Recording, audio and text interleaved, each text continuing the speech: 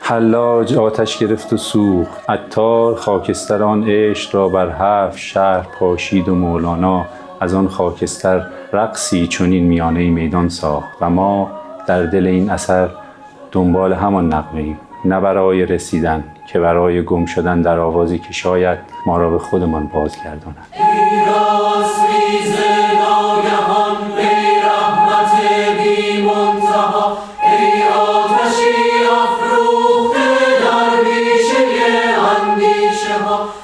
هفت شهر عشق بر مبنای غزلیات شورانگیز مولانا در دیوان شمس برای کور آکاپلا و فلوت نوشته شده. این اثر در واقع شامل 7 تابلوی موسیقاییه که هر کدوم جلوه‌هایی از عشق رو در سفر زندگی به تصویر میکشن. این سفر با طلب آغاز میشه، با مطلع بنمای رخ که باغ و گلستانم آرزوست، بگشای لب که قند فراوانم آرزوست، و تا مرزهای فنا ادامه پیدا میکنه.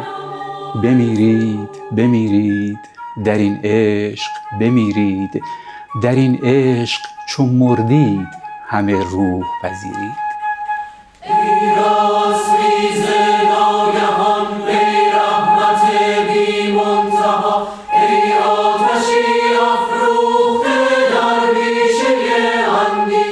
زمانی غرق دریایی درافتم، دمی دیگر چو خورشیدی برایم. مجموعه 7 شهر عشق برای گروه کور 4 صدایی و عمدتاً به صورت آکاپلا، یعنی بدون همراهی ساز نوشته شده. خوشحالم که در کنار اعضای پرتلاش کور اردیبهشت تجربه اجرای قطعه‌ای بسیار خاص و بی‌نظیر ساخته آقای دکتر عسکری رو داشته باشم. 7 شهر عشق روایت داره از 7 سفر در دل نور و نغمه.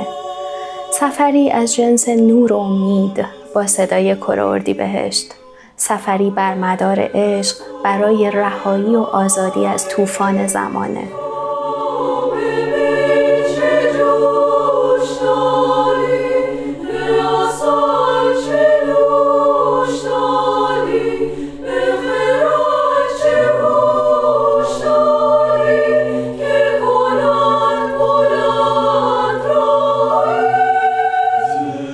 همونطور که در 7 شهر عشق هدهد نقش هدایتگر داره و منسجم همه پرنده ها رو به سمت هدف میبره، به نظر من تو زندگی ماها هم این قلبمون و ندای درونیمونه که میتونه نقش هدهد رو داشته باشه و ما رو به سمت هدفمون ببره. 7 شهر عشق صرفاً یک موسیقی نیست. ما با هر تمرین نه فقط قطعه‌ای رو خوندیم، انگار که تک به تک شهرها رو فتح کردیم، اونها رو زندگی کردیم و در آواز جمعیمون انعکاس این 7 شهر رو شنیدیم. جایی که روح یک گروه تکمیل میشه و ما رو به مقصدی مشترک میرسونه. برای من 7 شهر عشق صرفاً یک تجربه موسیقایی نبود. هر شهر دروازه‌ای بود به بخشی از وجودم، جایی که شاید مدت‌ها ازش دور شده بودم.